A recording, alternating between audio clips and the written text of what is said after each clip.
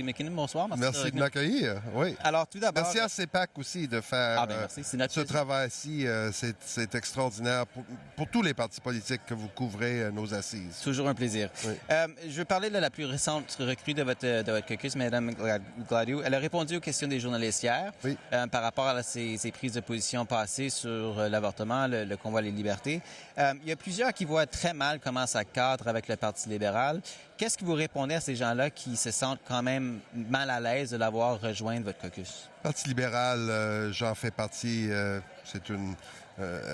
Depuis toute ma vie, est un parti bâti sur une fondation très, très solide.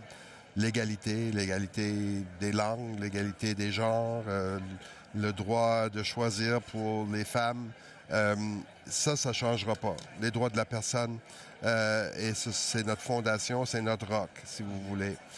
Quelqu'un qui choisit d'adhérer à notre groupe parlementaire, au Parti libéral du Canada, adhère par le fait même à ses valeurs et on s'attend à ce que cette personne-là, toute personne, adhère et appuie ces valeurs-là. Je n'ai aucun doute que Marilyn va faire ça. Je n'ai aucun doute qu'on vient d'avoir une députée de grande qualité, une députée qui a quand même réussi à faire passer 2 projets de loi privés comme députée à l'opposition, très, très rare.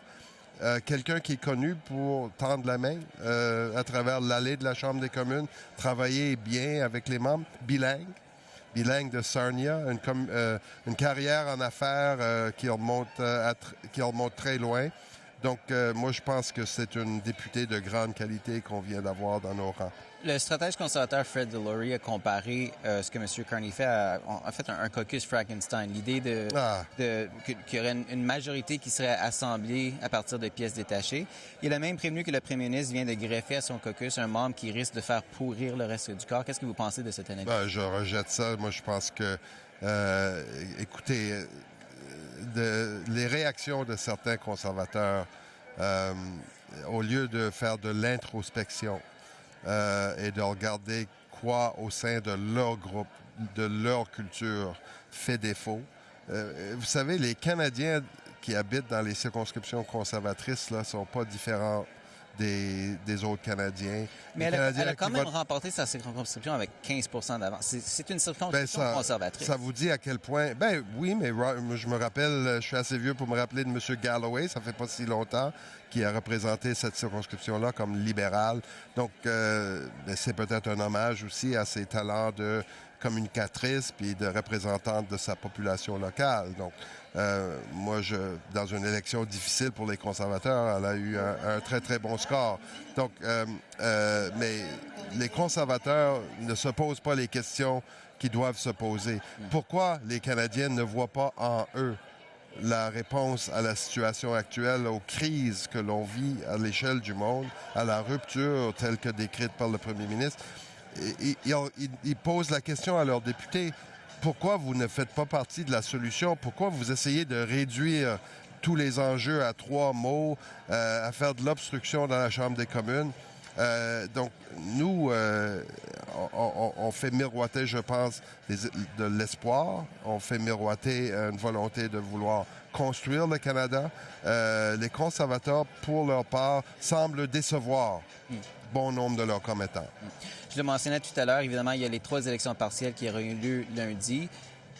Les 2 circonscriptions en Ontario, on peut dire, c'est des sièges libéraux quand même assez sûrs. Et donc, votre gouvernement se dirige vers un gouvernement majoritaire. Si vous obtenez une majorité, qu'est-ce que ça va changer concrètement? Quelle est là ou les mesures que vous allez pouvoir faire adopter plus rapidement? Aux dernières élections, les Canadiens ont élu un Parlement à 2-3 comtés près.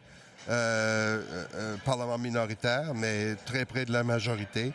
Donc, 2-3 comtés en bas ou en haut de la ligne majoritaire, je pense pas que ça changera notre approche générale qui est de tendre la main, d'aller chercher des appuis de l'autre côté de la Chambre des communes, de faire en sorte qu'on soit un gouvernement le plus unificateur possible et de chercher des appuis de toutes les régions et partout sur le spectrum idéologique. Nous sommes devant une circonstance qui demande de l'action et nous voulons procéder de façon aussi rassembleur que possible.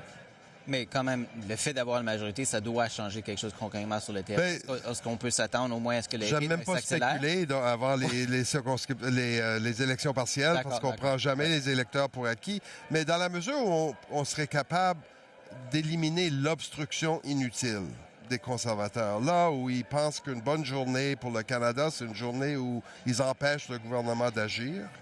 Bien, ça, si on peut limiter ça, ça va être une bonne journée pour le Canada, à mon avis. Mais ça ne changera pas l'essentiel pour nous, qui est d'aller chercher les appuis partout en Chambre pour nos politiques. Je veux également vous poser une question sur le projet de train à grande vitesse Alto, étant donné que vous êtes ministre des Transports. Il entraînerait l'expropriation de propriétés tout au long du tronçon pour la construction du rail. Ça suscite une forte opposition de la part des propriétaires du côté de l'Ontario, du côté du Québec, qui se sentent vraiment dans le noir. Ils n'ont vraiment pas une idée si leur propriété sera affectée ou non. Qu'est-ce que vous dites à ces gens-là qui ont une crainte bien fondée de perdre leur propriété? D'abord, les Canadiens souhaitent qu'on procède avec un train... D'abord, en fait, on peut commencer avec ces questions-là. Qu'est-ce qui vous dit justement que c'est un projet qui est dans l'intérêt national, que les Canadiens veulent vraiment de ce projet? Bien, on en parle depuis les années 70. J'ai parlé au ministre japonais qui dit qu'on a inauguré notre système en 73. Donc, vous pouvez imaginer qu'il est grand temps que cette technologie-là atterrisse en Amérique du Nord. Nous pensons que le Canada peut être leader, peut même sursauter ces autres pays-là. C'est un tracé de 1000 km allant de Québec à Toronto, mais 60 mètres de large. Donc, on a identifié un corridor avec une largeur de 10 km afin de mieux consulter, justement, les agriculteurs, consulter les communautés, les maires, les mairesses, tout le long du corridor. Mais là, plus tard cette année, on va réduire ce corridor-là en un tracé de 60 mètres. Et vous vous dites le mot expropriation, oui, si nécessaire, mais on va négocier de gré à gré avec les gens qui appartiennent des propriétés le long du tracé pour prendre qu'une infime partie. On va suivre le gros bon sens, on va suivre les corridors énergétiques, les emprises d'autoroute ou quoi que ce soit le plus possible. Et lorsque ce ne sera pas possible, de négocier avec sensibilité pour les propriétaires tout le long. Est-ce qu'Alto doit faire un meilleur travail avec ces consultations pour tenter d'apaiser ces craintes? Ils ont fait des consultations qui ont attiré 25 000 personnes. Parce qu'ils sont très concernés, justement. Et ils ont eu des belles suggestions, ont eu des bons conseils de chacune des localités tout le long du corridor.